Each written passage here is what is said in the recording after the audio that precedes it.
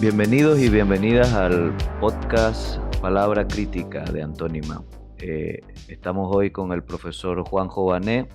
Él es catedrático de la Universidad de Panamá y en esta ocasión, por la coyuntura que estamos viviendo, pues vamos a conversar un poco del contrato minero y del proyecto Minera Panamá. Gracias, profesor, por estar aquí. Gracias Eh, por... Claro. Bueno, profesor, empezando con el tema, pues se han señalado irregularidades en el contrato, violación de la soberanía, cláusulas abusivas. Se ha comparado el contrato con el Haibunau Barila, pero queremos saber en su opinión, ¿cuáles son para usted los aspectos más indeseables de este contrato minero? Bueno, mira, es que por comenzar lo que dijiste es cierto. O sea, esto es peor que el Haibu no Varila, porque, digo, hay un principio de expropiación en el contrato, pero lo más dañino de esto es que eh, ese derecho de tomarse la tierra de alguien y que el Estado lo ayude por la vía de expropiación si la empresa no se pone de acuerdo con el dueño de la tierra, incluso si tiene un derecho formalizado, opera en el área de la mina y fuera del área de la mina. Igual, digamos, en ese sentido, si la minera desea poner una planta térmica, por decir una planta, fuera del área eh, de la concesión, la puede poner. Y si tienen que expropiar a alguien, lo van a expropiar. Y eso supera a lo que ocurría en el caso de la antigua zona del canal. O sea, los norteamericanos podían hacer prácticamente lo que quisieran dentro de la zona del canal, pero no afuera. Y realmente eso es lastimoso. Pero realmente yo creo que este contrato es muy lesivo por lo siguiente, porque no toma en cuenta el impacto ambiental.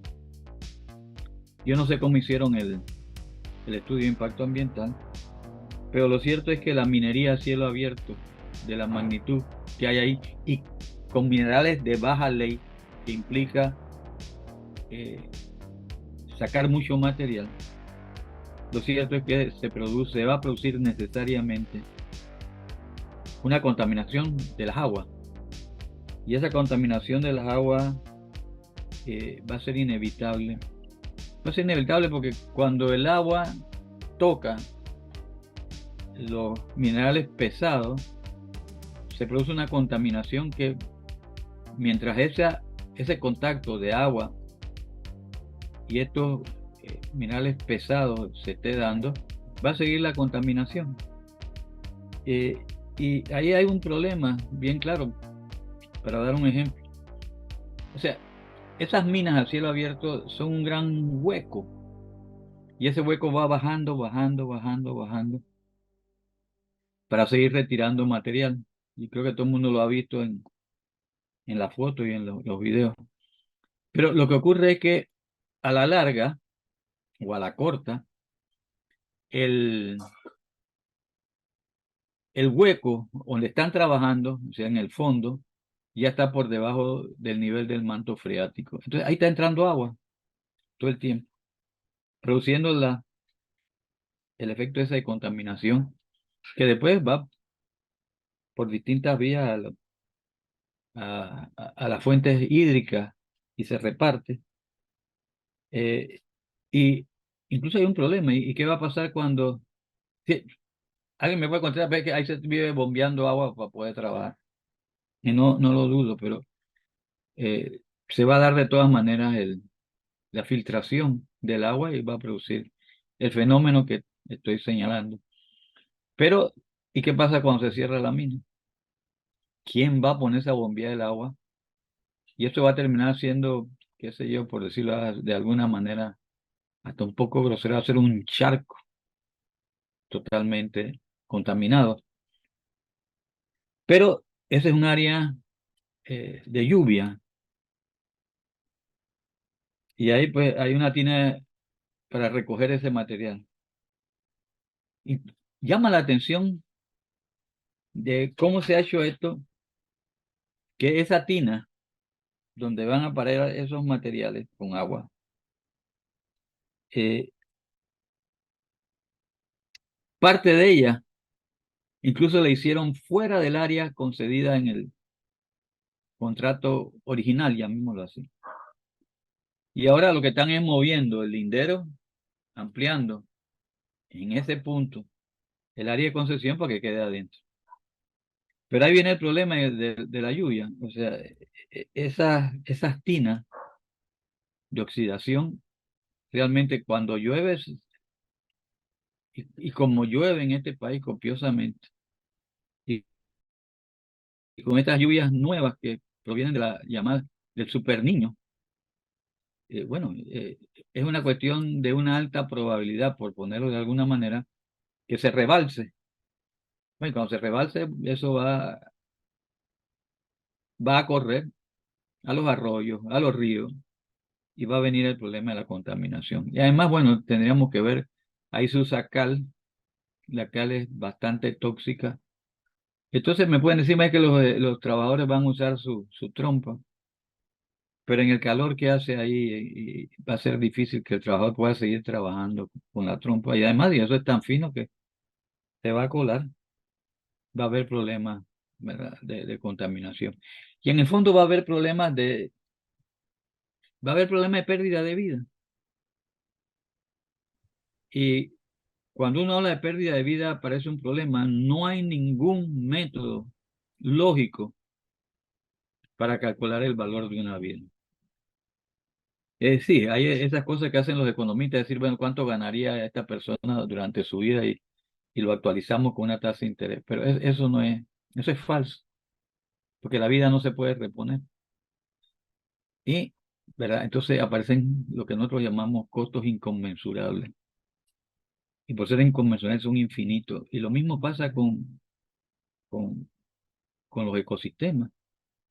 De hecho, eh, se están dañando ecosistemas que producen servicios ambientales. Y el servicio ambiental se define precisamente, digamos, como aquellos elementos que produce, ¿verdad?, directamente el medio ambiente y que son fundamentales para el sostenimiento y el bienestar de la vida. Se están dañando. Y se le está dañando, digamos, a esa área que está ahí. Y por lo tanto, ¿verdad? Ahí hay un problema. O sea, ¿cuánto vale la desaparición de una especie? O la posibilidad de que ahí entre las plantas que van a desaparecer esté la cura del cáncer, por ejemplo. Entonces, cuando uno se mete en eso, todos los métodos que tratan de simular el mercado, que son los que normalmente se utilizan, entre comillas, para medir los costos ambientales, no funcionan. Quizás el único que podría funcionar sería el siguiente, el método del costo de reemplazo. O sea, si yo daño algo,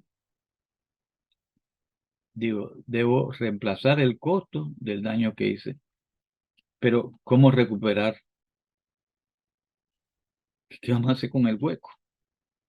¿Y cómo recuperar los daños ambientales?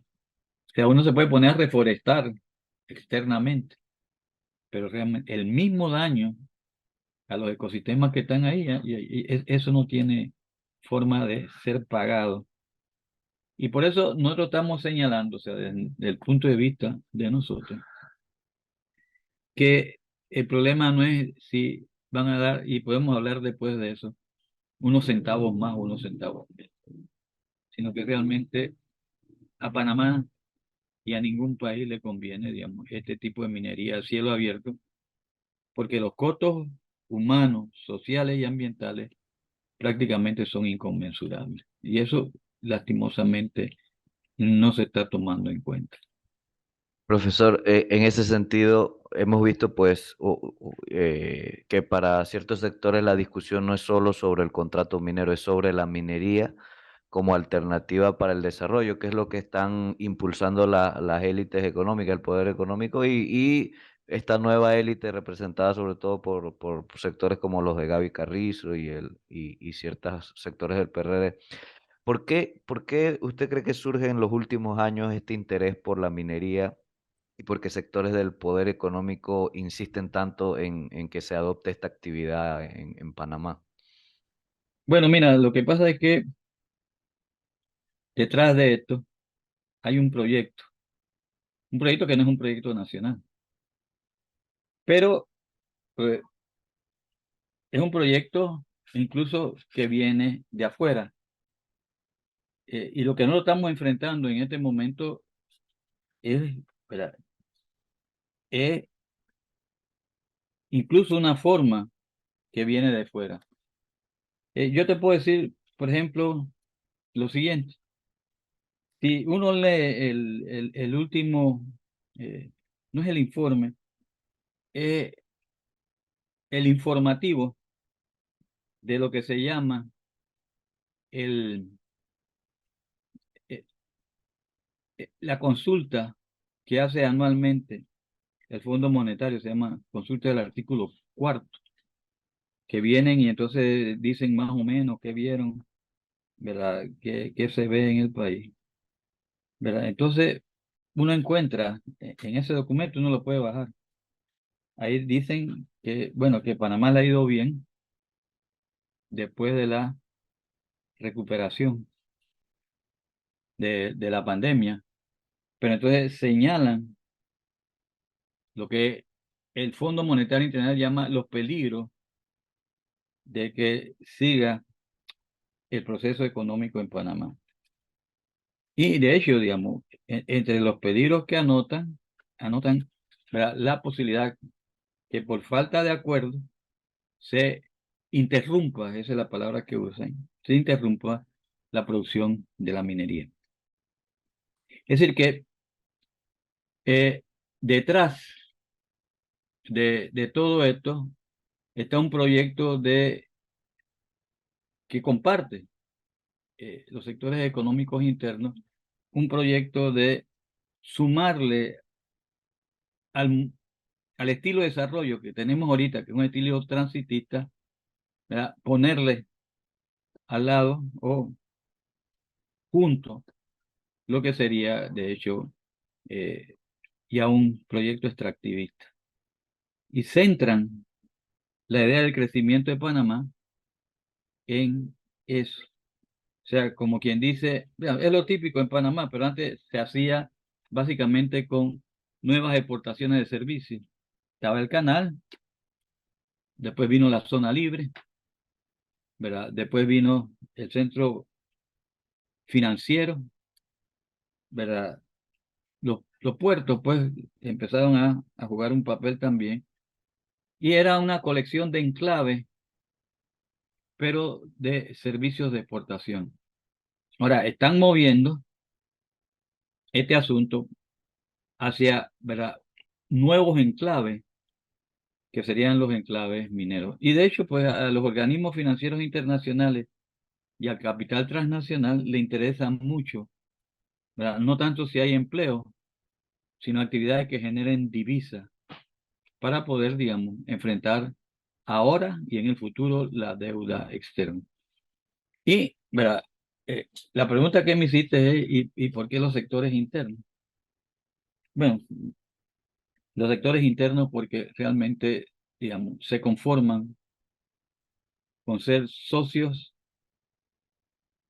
eh, minoritarios, pero no en propiedad, sino sectores que se pueden beneficiar de alguna otra manera de la existencia de esta nueva actividad y con eso se conforman. O sea, no plantean un proyecto nacional distinto, que incluso podría encontrar otra forma de generar divisas y de generar empleo, sino que, digamos, quedan conformados con eso. O sea, es bien interesante el documento de la CONEP, porque dice lo siguiente, que si no se aprueba el contrato, se afectan 2.000 proveedores internos y bueno, se conforman con eso. Y de hecho, ¿verdad? Ese es el problema. El problema es que aquí en Panamá hay un problema de un choque entre, ¿verdad? Un estilo posible que podríamos llamar nacional, popular y ambiental, frente, digamos, a, ¿verdad? Una combinación de, en primer lugar, digamos, de una transnacional, pero detrás de la transnacional, si se aprueba el contrato, recordemos que nosotros hemos firmado con todo el mundo acuerdos que tienen la cláusula de la nación más favorecida. Entonces, lo cierto es que el que venga aquí va a pedir lo mismo, la misma cosa leonina que tenemos aquí. Pero también está el gobierno de Canadá. O sea, puede ser que la empresa, sus accionistas no sean necesariamente canadienses, pero está registrada en Canadá. Y lo que se sabe es que Canadá, ¿verdad?, utiliza una serie de mecanismos para proteger, entre comillas, las empresas, ¿verdad?, vinculadas a Canadá, registradas en Canadá. Y eso tiene, digamos, yo puedo mencionar algunos elementos interesantes. Por ejemplo, la Agencia Internacional de Cooperación Externa de Canadá, y miren el peligro, porque aquí están hablando de hacer un nuevo contrato, un nuevo código minero, ¿verdad? Ha estado, entre comillas, donando dinero a distintos países para reformar la legislación y la administración del sector minero. Entonces, ¿verdad? Sí, se conoce el caso de Colombia, el caso de Perú y el caso también de Honduras. Pero además de eso, lo cierto es que lo que se conoce de todo esto es que además, si hay una bolsa de valores especulativa, o sea, la bolsa de valores especulativa, ¿verdad?, Eh, de referencia a la minería, es la bolsa, ¿verdad?, de valores de Toronto. Y ahí es donde está. Entonces, lo que dicen los autores es que no hay mucha regulación, pero encima de eso, digamos, la legislación canadiense no obliga a las empresas a ser responsables por los daños que hacen en otros países, sino que simplemente recomienda, ¿verdad?, responsabilidad empresarial. Todo eso nos dice que, ¿verdad?, ahorita estamos defendidos porque no hay un contrato y realmente pueden ir a tratar de hacer lo que les dé la gana, pero no tienen una base legal. En cuanto firmemos esto, ¿verdad?, todas estas cosas, ¿verdad?, van o tienen la posibilidad de ocurrir. Y obviamente, digamos, también está pues la transnacional, ¿verdad?, el Estado canadiense, ¿verdad?, eh, la propia oligarquía panameña y el Estado panameño, o sea, o el gobierno panameño, Ujú. permisivo, que no tiene ningún interés de, ¿verdad?, hacer lo que tiene que hacer. Incluso entrega la soberanía. ¿Cómo es posible que una transnacional diga a qué altura se puede volar en un área del país? Si el Seguro Social quisiera hacer una inspección en la mina, ese es un lío grande, porque no va a estar entre los funcionarios que van a vivir en la mina, porque está contado el número. Entonces, algo así más o menos tendría que ocurrir. La Caja Social tendría que comunicarse con su referente dentro del gobierno, que es el Ministerio de Salud, para que el Ministerio de Salud entonces eh, eh, le tramitara la posibilidad de hacer una inspección. Pero entonces habría que avisarle a la mina qué día vamos a hacer o va a hacer el Seguro Social de inspección. Bueno, o sea, hasta el derecho regulatorio normal que tiene un país, digamos, se está perdiendo en este caso, entre las muchas cosas que, digamos, están pasando con ese contrato.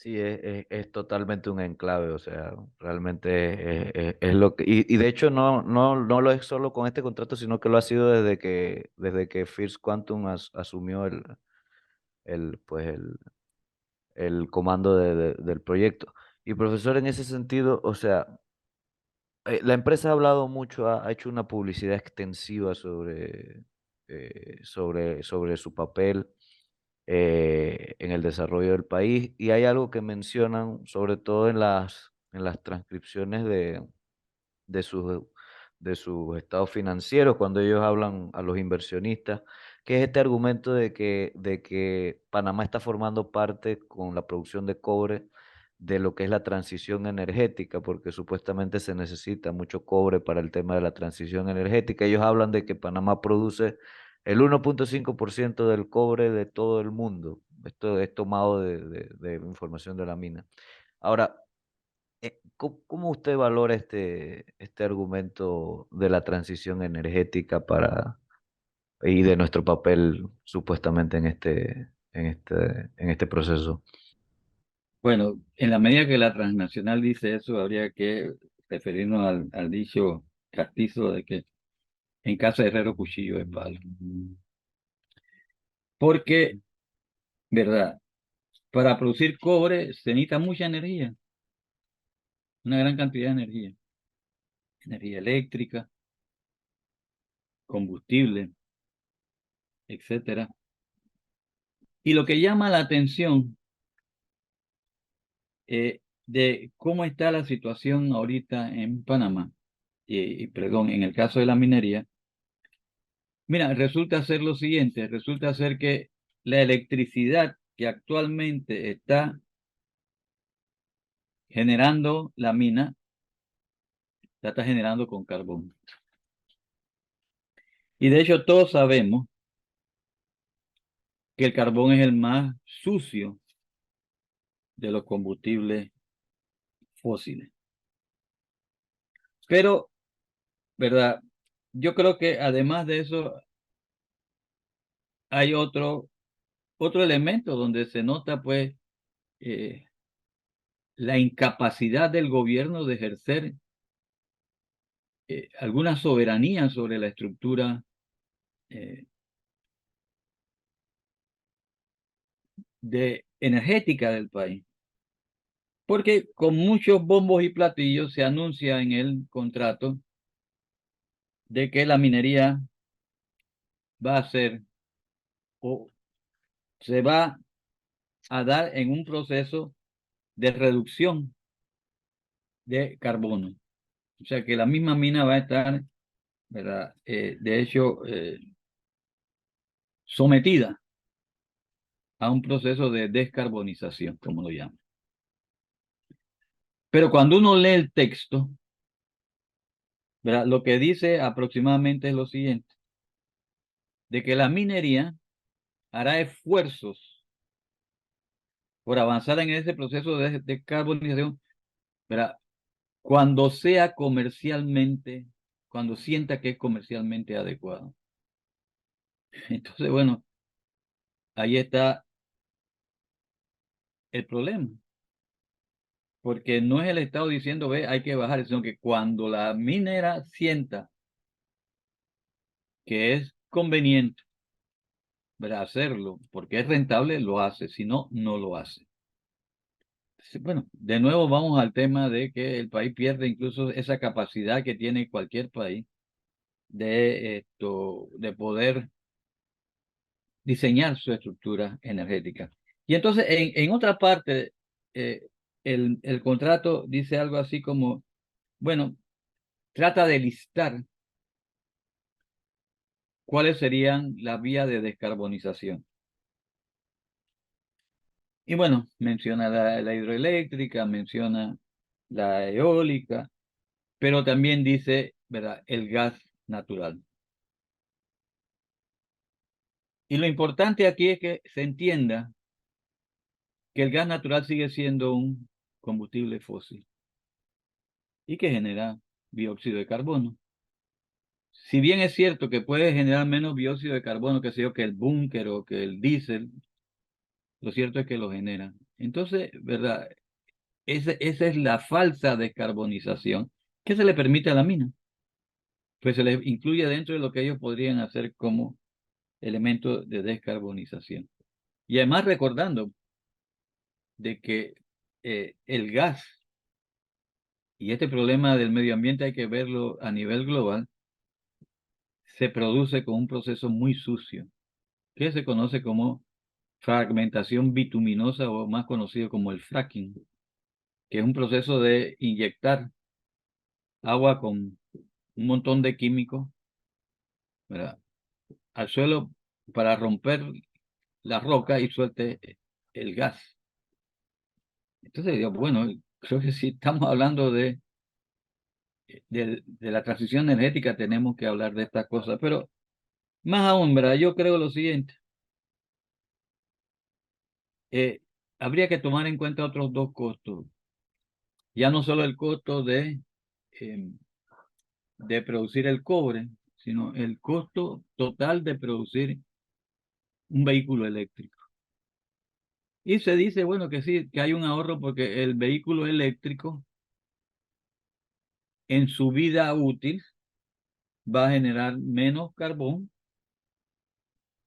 menos dióxido de carbón que uno de combustible fósil directamente. Pero eso no quita que en su proceso de producción se genere un alto impacto ambiental. Uno es la minería, que tiene su impacto ambiental, y de otros metales. Hay todo un problema con la disposición de las baterías. Pero para mí lo más importante es lo siguiente, la solución no está en que pasemos de que todos tenemos un carro de combustible fósil a que todos tengamos uno, ¿verdad? Eh, que funcione con electricidad, porque igual estamos golpeando el ambiente. O sea, la solución ahí no pasa por simplemente la solución técnica pura, que no va a funcionar, porque digamos, igual, imagínense cambiar todos los automóviles que tenemos por automóviles que operen eléctricamente, el costo que eso significa en términos del impacto ambiental que va a costar hacer esos nuevos automóviles. Entonces, evidentemente, la cosa está por otro lado, la cosa está eh, en cambios sociales importantes. Y hablando de esto, digamos, la solución está en un transporte público que está bien, puede funcionar con electricidad, pero, digamos, no implica que cada persona va a tener que tener un automóvil, porque, digamos, eso es prácticamente, digamos, imposible de hacer sin dañar el medio ambiente. Entonces, yo creo que ese es un tema que hay que discutir y un tema que cuando uno se plantea desde el punto de vista de la economía, pero de la economía política ecológica, uno empieza a decir, bueno, es que las cosas, y ese es el gran debate que hay detrás de esto. Si hay una pura solución técnica y nadie niega que la tecnología puede ayudar, pero si no hay un cambio social, ¿verdad? Está más que demostrado que el puro cambio tecnológico no va a resolver el problema si no tocamos incluso las bases de un sistema que va a querer seguir acumulando. Después vendrá el hecho de que, bueno, entonces ya hicimos los automóviles eléctricos, pero entonces, digamos, viene el diseño del automóvil, ¿verdad? Entonces el tipo tiene que cambiar de automóvil cada 3 años porque cambia el modelo. Claro. Profesor, en este sentido también, o sea, vemos, está el modelo este que quizás sea el que adscriba a la mina, que es el desarrollo que usted menciona como con empresas como Tesla, como que buscan es masificar la producción de artefactos basados en energías renovables, que al final de cuentas no es un cambio, ¿no? Pero bajando un poquito al plano pues nacional, y el gobierno ha tratado de vender el contrato a partir de dos beneficios, el tema del empleo y el tema del aporte fiscal. Usted mencionó en su intervención que nosotros podemos generar empleo a través del sector turístico y a través del sector agropecuario. Y se ha demostrado, pues yo creo que está bastante demostrado que esos 375 millones de los que habla el gobierno tienen demasiadas condiciones como para creer que son reales, ¿no? Entonces, sobre estos dos puntos, ¿usted nos podría ampliar un poquito lo que comentó en su No, intervención en la asamblea? voy primero con el segundo, ¿no?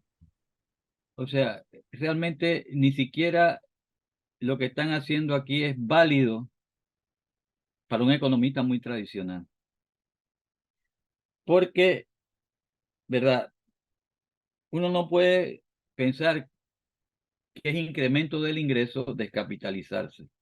Entonces, pensemos como economistas tradicionales. Entonces, no estamos frente a un recurso renovable. Un recurso renovable se puede usar, usar, usar, y ahí se puede hablar de una renta. Pero el recurso no renovable lo estamos desgastando. Lo estamos desgastando y realmente lo hemos vendido. Porque cuando uno lee el contrato y dice, bueno, ¿quién puede depreciar eh, este recurso minero? Es la minera, incluso lo puede descontar de sus impuestos. Es como si yo vendiera mi casa, vendo mi casa, la uso para gasto corriente y después digo que realmente eh, crecí. Y eso no es así. O sea, realmente no crecí nada.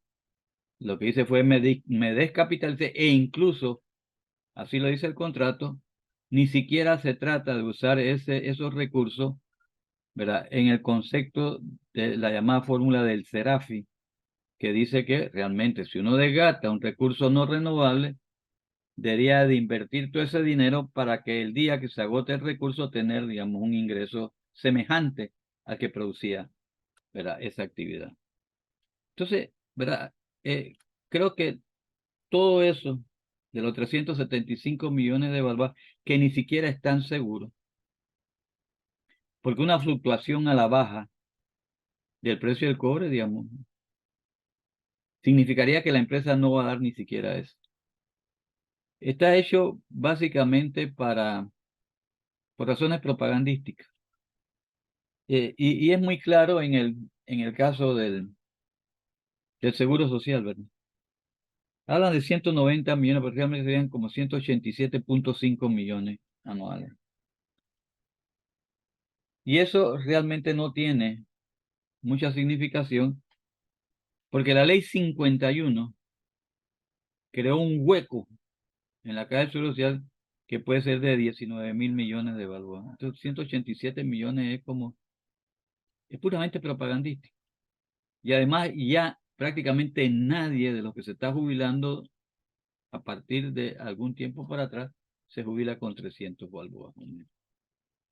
Y se están aprovechando entonces de la desgracia de quienes han quedado atrapados en esas pensiones chicas para tratar de ganarlo como defensores. Y creo que no lo han logrado tampoco del contrato minero. Y bueno, lo que están dando para la educación tampoco es suficiente, pero digamos, realmente estamos entregando nuestra naturaleza a cambio, digamos, de una bicoca que ni siquiera está fija. Y con respecto al empleo, eh, lo cierto es que ahí hay cosas que habría que comentar. En primer lugar, eh, es raro, por llamarlo de alguna manera, que digan que, ¿verdad? Que ellos están generando prácticamente eh, un efecto multiplicador entre el empleo directo y el indirecto de 5,6 si mal no recuerdo. Eso es en otro planeta, aquí eso no funciona. Pero, ¿verdad? Más allá de eso, ¿verdad? O sea, pensar que con 7.000 empleos directos se pueden generar 40.000. mm, y sobre todo, digo, quizá voy a decir una cosa un poco técnica, pero es importante. Aquí estamos discutiendo, ¿verdad? Si el multiplicador de las inversiones es un poquito arriba de uno, si es o si llega apenas a uno o por debajo de uno. Y ahora resulta que la minera está planteando un multiplicador de empleo, ¿verdad? De ese pelo que, de hecho, digamos, uno no tiene por qué tener ninguna credibilidad sobre, ¿verdad? Ese, eso. O sea, no es 1 ni 1.1 ni siquiera 3, 5.7. Eso, digo, para un economista más o menos medianamente formado le tiene que parecer, claro. Pero la otra cosa es, sí, el gran problema de Panamá es el empleo, pero si el gran problema de Panamá es el empleo, uno tiene que ver entonces hacia dónde guía la economía. Está bien, el canal de Panamá y algunas otras, los puertos, si usted quiere, generan divisas. Entonces, realmente en Panamá, la, el techo no lo pone necesariamente la disponibilidad de divisas, lo pone, ¿verdad? Otra cosa. Pero está bien, estamos generando divisas. Pero este país necesita, o sea, este país, en la última medición que se hizo, ¿verdad? Más del 50% de la población tiene algún nivel de precariedad laboral. Entonces hay que generar empleo. Pero cuando uno va a la matriz de insumos productos, o sea, que es una matriz que muestra así, en general, cuánto empleo directo e indirecto genera cada sector. Vea, lo cierto es que el sector que se llama minas y canteras, por cada millón de balboas real que uno le pone de demanda adicional, produce 10 empleos directos y 3 indirectos. 3. Pero, por ejemplo, uno podría incluso decir lo siguiente: ¿y por qué no hacemos turismo ecológico? Y ahí estaríamos hablando de otra cosa. Porque, ¿verdad? Estaríamos hablando de respetar el ambiente y de generar mucho, mucho, mucho más empleo. De hecho, en este caso, de nuevo, por 1 millón de balboas que se le pueda dar de demanda adicional al turismo, se producen 23 empleos directos y 24 indirectos, o sea, 47.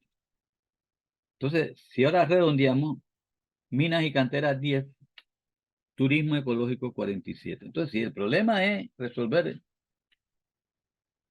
el problema del empleo en Panamá, el turismo ecológico podría ser una solución. Entonces, el país tiene alternativas y no pueden vender esa idea rara de que eso lo es todo. Mientras el objetivo sea simplemente la ganancia y no la generación de empleo, este tipo de fenómenos se va a seguir repitiendo. Pero hubo una cosa que a mí me llamó la atención y fue buscando en el INEC, ¿verdad? En las cifras, ¿verdad?, del año 2022. ¿Verdad? Resultó lo siguiente. De hecho, la empresa privada en todo el sector, ¿verdad?, que en cuenta, que en las estadísticas del trabajo se llama el sector de minas y canteras, de hecho, solo empleaba 4.699 personas. Entonces la pregunta es de dónde salen los 7.000. Y a mí eso pues me quedó como un cuestionamiento que, bueno, tendrá que contestar la minera, dónde están los casi 3.000 que hacen falta. Y bueno, pero creo que lo importante aquí es que tanto en el caso de la propaganda que tiene que ver con los llamados efectos fiscales y cómo se van a utilizar, y en el caso del empleo, realmente esto, lo que plantea la minera y plantea el gobierno,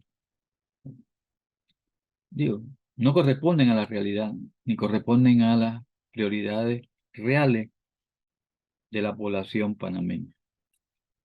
Bueno, ya para finalizar pues esta entrevista, realmente a- se ha- hay mucha inquietud eh, sobre el tema de cuál es el futuro del proyecto de Minera Panamá. Y yo creo que pues aprovechamos esta ocasión para que lo tenemos usted aquí para que nos responda una pregunta bien sencilla que yo creo que se hace mucha gente en Panamá. Eh, ¿Qué hacemos entonces con el proyecto de Minera Panamá? Bueno, mire, yo creo que si a mí me tocara decidir, eh, yo no aprobaría ese, ese proyecto. Y partiendo de la idea de que esa minera no tiene una base legal para operar en el país, digo, simplemente hay que cerrarla. Pero ahí viene el tema del cierre. El tema del cierre es que si operaron en Panamá sin una base legal, el costo del cierre tiene que ser de ellos. Y habría que tratar de sanear hasta donde sea posible, no es posible del todo, la zona que dañaron. Y yo creo que habría que intentar cobrar también algún tipo de indemnización por los daños que están dejando en Panamá. Claro, aparece el tema de los trabajadores, pero bueno, yo creo que para cerrar una mina se van a necesitar trabajadores y habría que tener entonces un proyecto de reconversión laboral para esos trabajadores. O sea, ahora eso implicaría planificación, que este país tendría que planificar en qué otros sectores vamos a tratar de guiar la economía y por lo tanto, digamos, entonces, mientras se va dando el cierre de la mina, ir realizando reconversión laboral para que estos trabajadores, ¿verdad?, a los cuales le deberían de pagar todas sus prestaciones en el momento del cierre, digamos, se puedan volver a reinsertar laboralmente en otra actividad. Que habría que intentar además que tenga más o menos una influencia sobre el área donde se estarían perdiendo estos puestos de trabajo.